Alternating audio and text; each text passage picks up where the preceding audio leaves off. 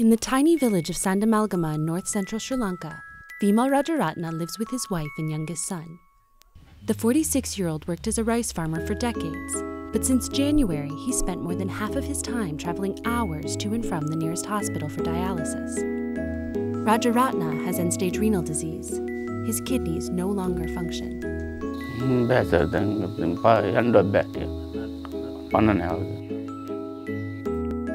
A mysterious form of chronic kidney disease is plaguing parts of Sri Lanka, India, and Central America.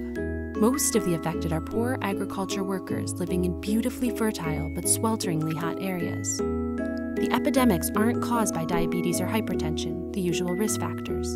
Instead, medical evidence points to dehydration or a toxic exposure, but the cause and whether the epidemics are related largely remains a mystery. This disease, almost completely treatable in wealthy countries, kills thousands each year.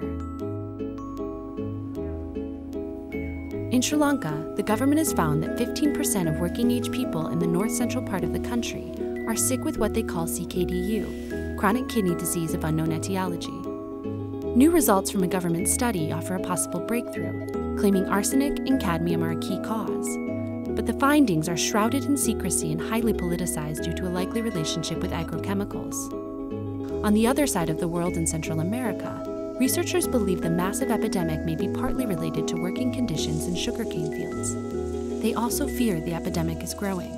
The more we study it, the worse we find out that it is. When I first learned about it, I thought it was in like one little town in the area, and then I learned that no, it's in a region of Nicaragua. Then it becomes the second leading cause of death among men in El Salvador. So this is a very large problem. It comes at great social, economic, and humanitarian cost.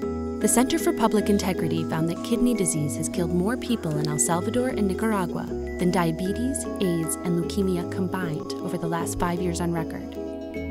One village in Nicaragua, previously known as La Isla, is now called La Isla de las Viudas, the Island of Widows, a reference to the massive toll of the disease. Bueno, aquí lo que es toda la comunidad, habemos ya estamos las 100 viudas. Tantos niños huérfanos que han quedado porque todos sus padres ya han muerto. En caso mío murió mi papá, mi esposo, mis 4 hermanos. Aún mi mamá murió de creatinina porque ella también trabajó en el campo. Far from Central America, in Varaka, India, Hayamavati and Pramila Bendalam married 2 brothers.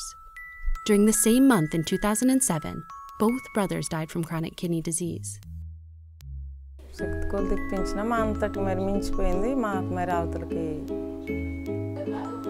మరి ఆదాయం ఏట్లేదు అప్పులు loss చేసినాను అతను బతుకుతారని అతను మరి చనిపోయినారు అప్పులు లోపు ఉంది బాధకరమే అన్నది చాలా కష్టమే అన్నది.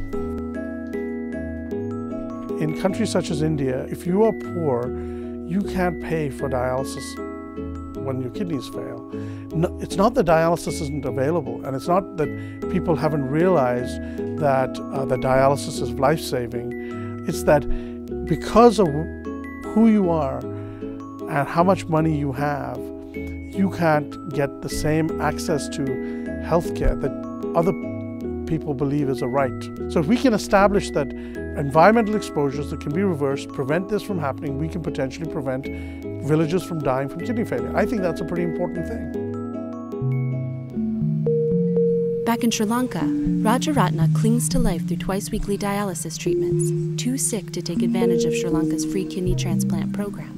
While he waits for answers, the disease has already hit 10 of the 27 families in his village. Kami yang berada di sini, aku menetino, aku kena netino.